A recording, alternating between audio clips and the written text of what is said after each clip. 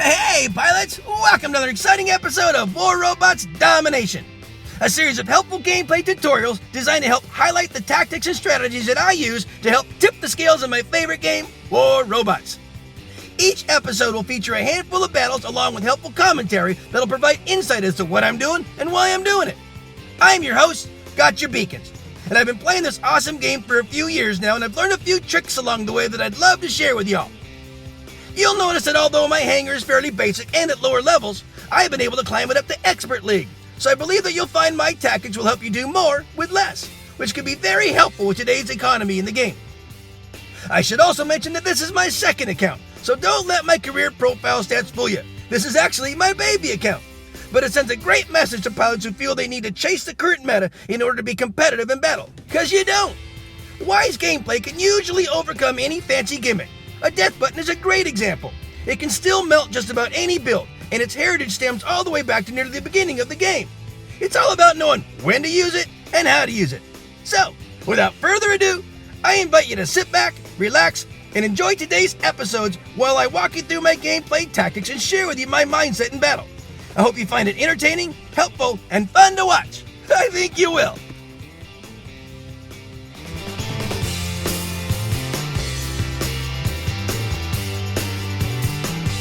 I'm gonna call this battle Cannons in Canyon. And oh man, stick around for a great show, guys. Enjoy my friends in the background and status as they play their awesome song War. Perfect for this battle.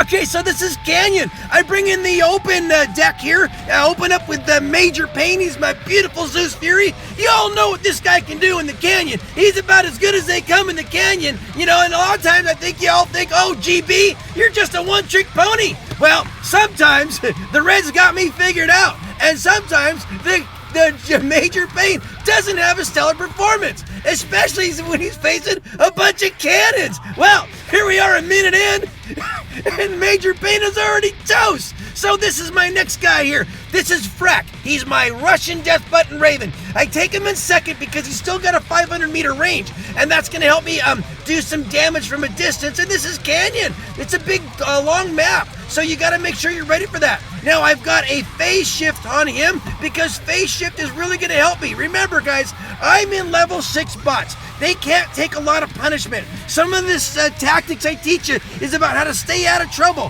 One of those ways is to have phase shift. You can also do the healing module. I have found that, it's not the same as a phase shift, and phase shift is pretty handy. It's gonna cost you some, it's definitely gonna cost you some, the little tokens or whatever. Use gold to buy the tokens, and there you go. But now Frack is out, but he's been helping to maintain the beacons, and that's what I'm trying to do. This is this is a domination. It's all about taking on the beacon. So we're on a 3-1 or 3-2 beacon advantage. But this is Frick. He's my Death Button Raven, and Frick can cover obviously a large distance in a quick jump. So I did the double jump. I landed here. I hit the phase shift in case anyone was tagging me because I can't last much longer. I mean, if I don't hit the phase shift quickly, he's going to go fast. Now, they're trying to take me out with some, probably some hydras there, and I'm going to see if I can do it. And I just barely survived that little one. So I'm alive. I still got a phase shift, and I see a beacon that I want to cap. So I'm gonna. You know what? This is all about grabbing the beacons. I got a phase shift. I'm gonna see if I can pepper this guy down a little bit because he's got some really powerful hydras. And now we're back up to a 4-1 beacon advantage, guys. This is all about playing the field. There's a lot of cannons in this canyon, and when it is, you gotta really be mindful. The Major Pain didn't have his way, but I'm not a one-trick pony. I'm really not. I do know how to play this game. It is all about crafting a win, spreading the field, making sure that you're keeping the beacon advantage as much as possible. My mates have been running around and doing a great job of that, and I'm just trying to be, helping to tip the scales in the best I can. I'm probably in with a bunch of higher end equipment here. That's what I'm facing, and that's probably why they're able to hold up so well. And obviously they've got some pretty nasty weaponry to take me down. But you know what? I was able to weather that storm, and we got an ice cream banner at the end. Lots of cannons in that canyon.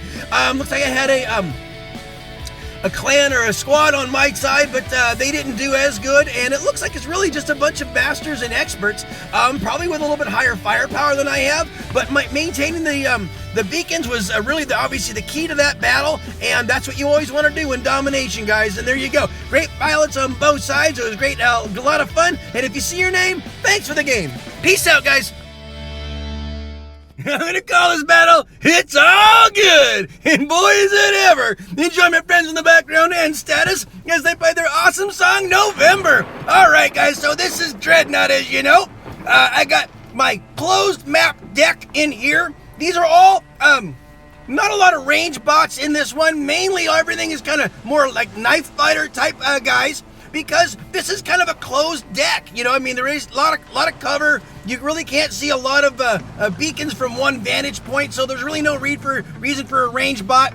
You know, I'll get arguments on that one too, because there is kind of, but for me, not really good ones. And wherever you're sitting, you're gonna, not maybe do a great job. You got two guys on the Reds on the roof right now, and although they have a good vantage point from what they're doing, they're helping us because you got to keep them blue, right? And that's all I'm doing. So basically, with two guys on the roof, they're relying on four other mates to out cap, 6 guys on the ground. So depending on how you play this game, that's not really a good way to do it. I do, use the general or major pain to find a good sweet spot, and I can monitor a couple of beacons. But what I'm doing is I'm monitoring the beacons. I'm making sure that no one gets to them, or helping my mates erase them so they can get to a clear path to get to the beacons. So I am focused on beacons, not damage. Damage is helping my men get to the beacons, though, and that's how you use a range bot or a support bot. But on a map like this, it's really how to do it really well. See, look at this. We're up 4 beacons to 1 because we're boots on the ground, and we're able to get to these things, and those range bots on the roof really aren't, obviously having as big of an impact as their mates would like them to.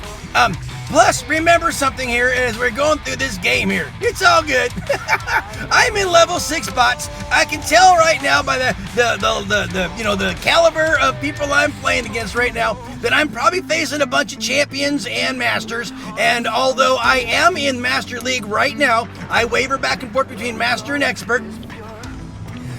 Level 6, that's kind of a diamond hanger. And I do it intentionally. I do it to see what I can do. I also do it to kind of demonstrate to everyone, hey, guess what?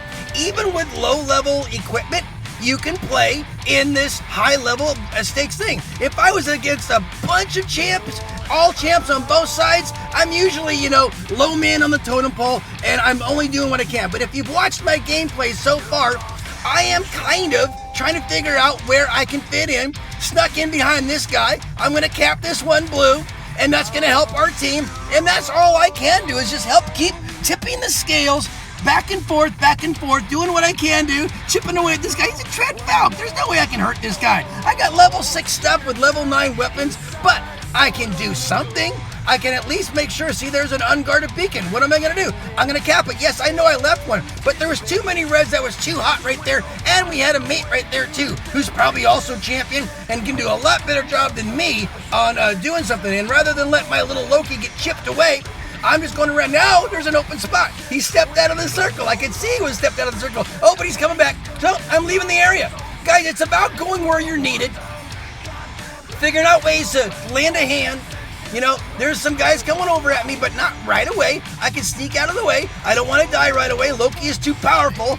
Watch this. So these guys are now, they enter the circle. They're getting to where they can get me, right? So I'm leaving the area. Don't stick around with your Loki if you can't do any good. I'm waiting on my spaceship. See, now I use it just to get out of their line of sight. I'm going to see if I can get over here. I got too many guys with quantum radar on me, and they're going to get me. But maybe, yeah, cap it blue. Nice. You know what? Loki is not always going to be a great fit for every battle, but look, he's still chipping away. He's got 2 reds that went all the way over there to chase him down, and in doing so, brought those guys out of position and did cap 1 blue. Sure, they got it right on back, but by keeping him over there, by bringing 2 reds over there, it allowed our men maybe to have a positional advantage around the rest of the battlefield, allowing us to have easier access to other beacons. So it is all about positioning, working the field, doing what you can.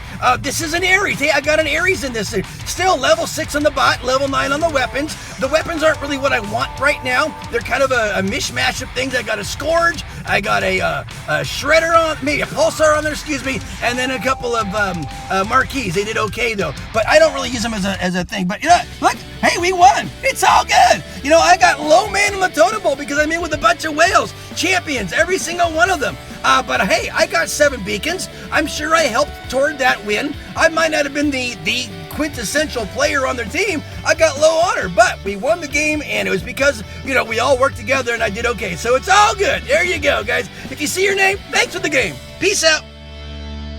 I'm going to call this battle Hidden Factors. It's got an interesting message in it. Stick around, guys. I'll explain as we go. Enjoy my friends in the background and status as they play their awesome song, Theta. So this is this episode's Beacon Rush battle. I open up with a fast little bot. All my bots on here are fast assassin-type ones that I can rush out, grab that first initial neutral beacon, which in this map, it's the one on the bridge.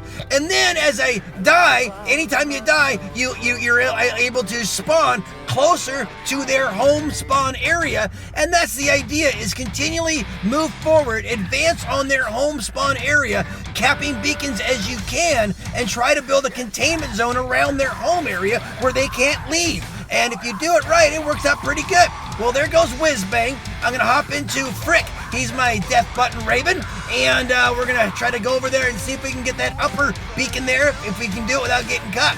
Well, call this Hidden Factors. You know, when you play this video game, it's a video game. You're on servers, you know, depending on, you know, the country you're in and what time of day you play, you could be on a different server. You know, there's all sorts of beacons or pilots in the game, you know. Some play to win, some play for damage, some don't even know how to play. They get, you know, they're loaning their device out for someone else to play, and you're playing against 3-year-olds, who knows? I just noticed that we're down to like 3 or 4 guys, and they've still got a full hanger, so maybe some of my guys tanked. I don't even know. But you know what? There's so many hidden factors on every battle that you just don't ever want to just give right up because it doesn't look good, because maybe there's some hidden factors going on that you don't even realize. So we're not looking good on beacons, but we're just going to keep plugging away. Little Diablo here, he's my Loki, and he's a really good little capper, and depending on where he's needed, I just go and try to find it. I'm going to go up here and see if I can grab this guy, and look, I already got a guy landing down there.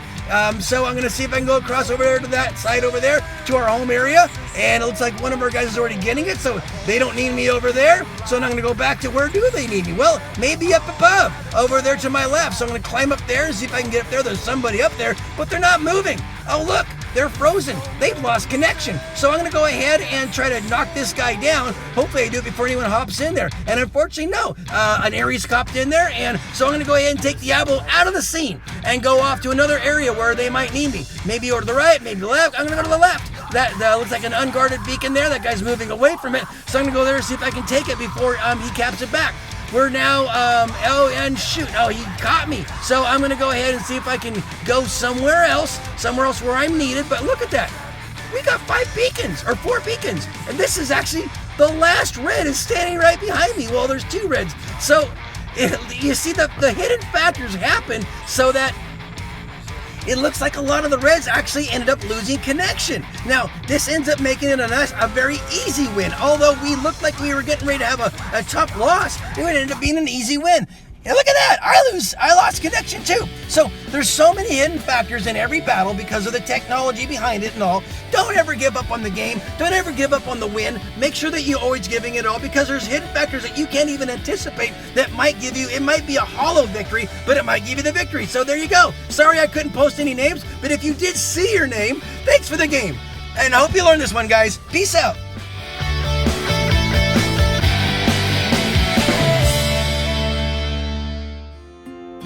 Well, friends, that just about wraps it up for another episode. Thanks so much for watching. I hope you enjoyed what you saw and are able to take something you learned and use it in battle. I add content to my YouTube channel almost daily, so please stop by when you're able and check out the fresh new material. Or just click on an old episode and maybe catch another tip that'll help you up your game. If you like what you see, please tap on the red subscription button and then tap the bell to be notified when new episodes are released. It would also be helpful if you could make a comment about the video, whether it's an example of how the episode helped you, or maybe additional advice to help elaborate on the tactics I shared, or even constructive comments that'll help clarify something I might have missed. It's all good and greatly appreciated. Finally, this game is full of challenges and can create frustration for some who are simply trying to have fun with this awesome game. My goal is to provide you all with helpful information and help reduce the frustration and increase the fun. So, if you feel these videos are helping you, please share them with a friend, someone who you think might benefit from them. Well, that's about it for today, guys. As always, keep 'em blue out there, and I hope to see you on the battlefield. Make sure you're having fun, though, because if you're not, you're doing it wrong. I love you all for your support. Play well. Peace out.